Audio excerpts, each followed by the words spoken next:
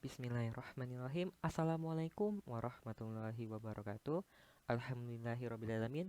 Bagaimana kabar anak-anakku sekalian pada kali ini? Semoga sehat walafiat dan semoga selalu dalam lindungan Allah Subhanahu wa taala. Amin. Baik, sebelum kita melanjutkan pelajaran kita, marilah kita sama-sama berdoa terlebih dahulu agar ilmu yang kita peroleh pada kali ini bermanfaat dan semoga Allah memudahkan kita dalam mempelajari serta mengamalkan ilmunya. Amin. Oke, berdoa mulai. Oke, cukup. Berdoa itu tidak akan pernah usai. Baik, anak-anak, kali ini kita akan melanjutkan pelajaran kita. Di materi sebelumnya, kita sudah belajar tentang gerak pada makhluk hidup. Nah, kali ini kita akan belajar tentang gerak pada benda. Khususnya, kita akan belajar tentang konsep gerak, kemudian jarak, dan serta perpindahan. Oke, kita lanjutkan. Nah, ini tujuan kita ya, memahami konsep gerak, perpindahan, dan jarak. Nah, kita mulai dari gerak pada benda. Nah, apa sih sebenarnya yang dimaksud dengan gerak pada benda? Nah, jadi anak-anak, benda itu dikatakan bergerak apabila kedudukannya berubah terhadap titik acuan. Nah, yang perlu kalian garis bawahi di sini adalah perubahan kedudukannya, yakni terhadap titik acuan. Oke, kita masuk ke contoh. Misalkan Bapak punya sebuah rumah yang jadikan titik acuan. Nah, titik acuan itu adalah titik pusat pengamatan kita. Jadi titik acuannya adalah rumah. Kemudian Bapak ingin ke Tugu Katulistiwa. Nah, Bapak di sini menggunakan mobil. Nah, mobil di sini awalnya berada di rumah. Kemudian bergeraknya ke Tugu Katulistiwa. Nah, ini benda dikatakan bergerak. Kenapa bergerak? Nah, karena posisinya itu berubah terhadap titik acuan. Nah, awalnya titik acuannya itu adalah di rumah dan posisi akhirnya itu ada di Tugu Katulistiwa. Nah, makanya ini dinamakan bergerak karena terjadi perubahan posisinya ya dari kedudukan awalnya. Nah, misalkan ada contoh satu lagi. Nah, sama di rumah, rumah itu sebagai titik acuan, kemudian masih sama pengen ke Tugu Katulistiwa. Nah, di sini Bapak menggunakan mobil. Ya, kita pergi ya, geng. Nah, sampai di Tugu Katulistiwa ternyata Tugu Katulistiwanya tutup. Nah, kita kembali lagi ke rumah. Geng. Nah, di sini pertanyaannya, apakah benda ini dikatakan bergerak? Hmm, ada yang bisa menjawab?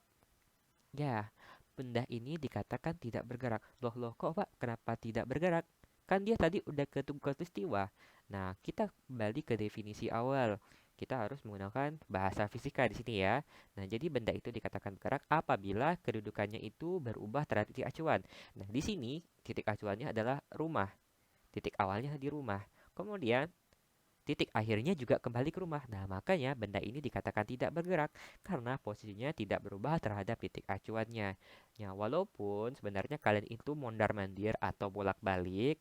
Nah, tapi kalau posisi akhirnya itu sama dengan kedudukan posisi awalnya, maka itu dikatakan benda tidak bergerak.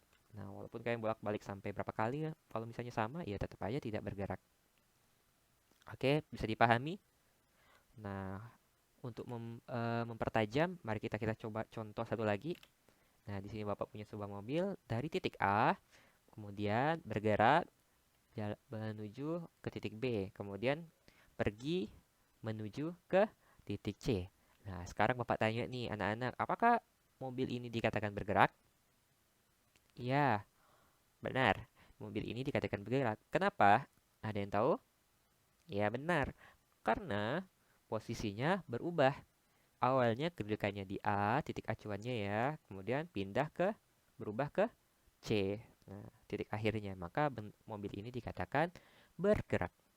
Oke, contoh lagi.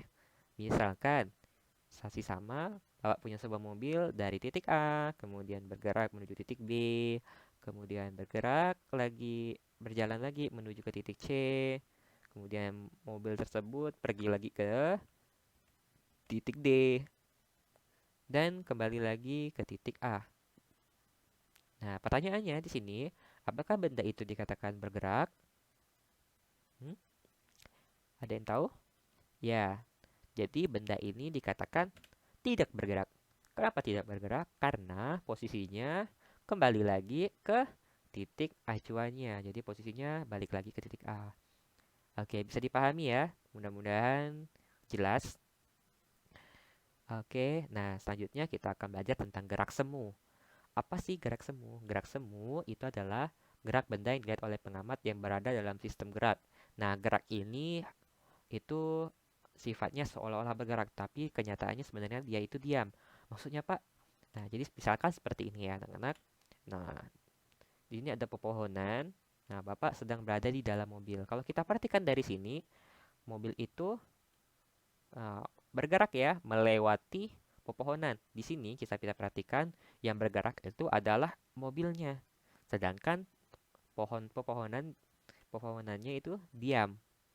Nah, tapi kalau kalian lihat di dalam mobil, wah ini misalnya kalian nih melihat keluar, maka seolah-olah kalau kita perhatikan, nah pohon itu yang bergerak. Nah, inilah dikatakan gerak semu. Nah,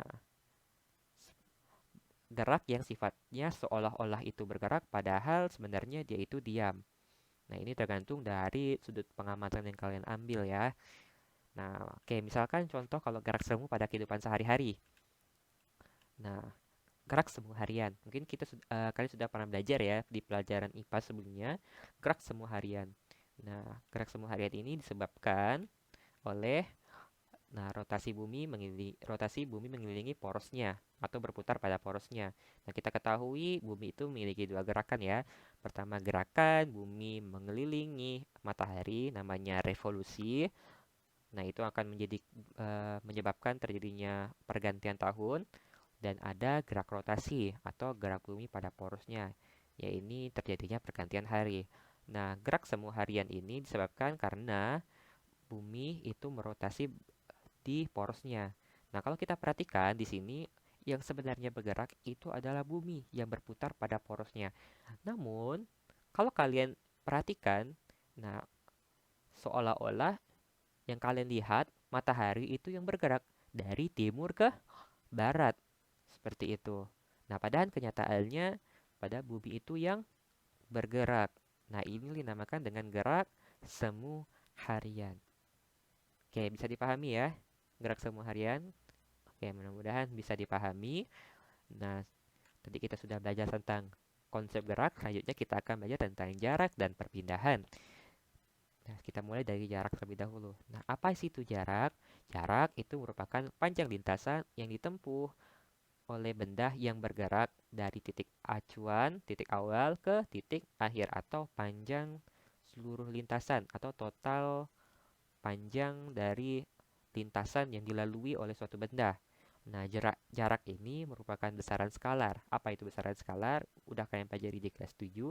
Besaran skalar itu hanya memiliki nilai, tapi tidak memiliki arah.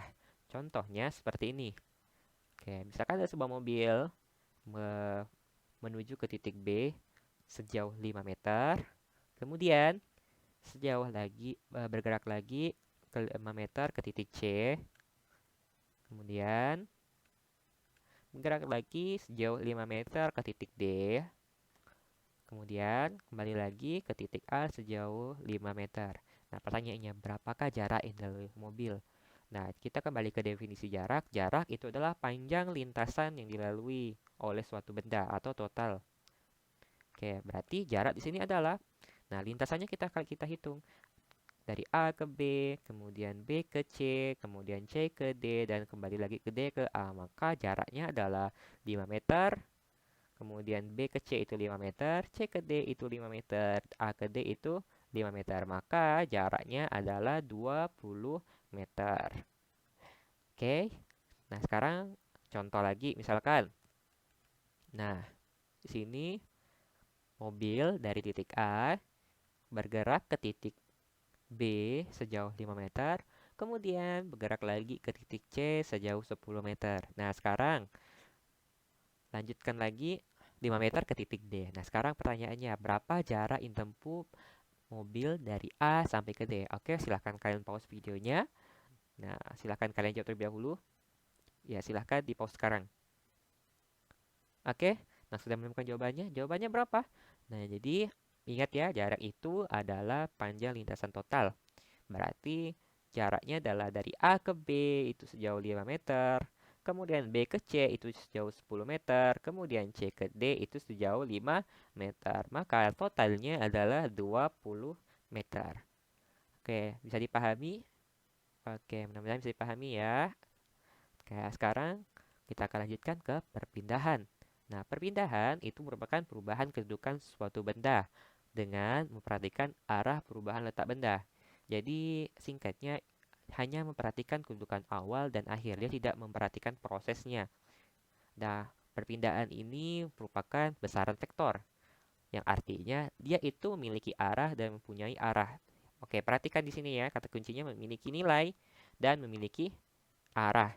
Contohnya, misalkan, nah, ada mobil dari titik A, kemudian pergi ke titik B sejauh 5 meter, kemudian pergi lagi ke titik C sejauh 5 meter, kemudian pergi lagi ke titik D sejauh 5 meter. Nah, pertanyaannya, berapa perpindahan dari mobil? Oke, ada yang tahu? Ya, perpindahannya adalah 0. Loh, kok 0, Pak? Ya, kita balik lagi ke definisinya. Jadi, dia hanya memperhatikan kedudukan awal dan akhirnya. Nah, kedudukan awalnya di mana tadi? Di A. Dan berakhir di A. Apakah dia berpindah? Tidak berpindah. Dia tidak bergerak. Artinya perpindahannya 0. Nah, karena kedudukannya sama ya dengan titik awalnya. Titik awalnya itu sama dengan titik akhirnya. Ya, ini kembali lagi ke titik A. Masih bingung? Oke, kita coba contoh satu lagi. Nah, misalkan ada sebuah mobil di titik A, kemudian ke titik B, kemudian pergi ke titik C sejauh 10 meter. Nah, pertanyaannya, berapa perpindahan mobil?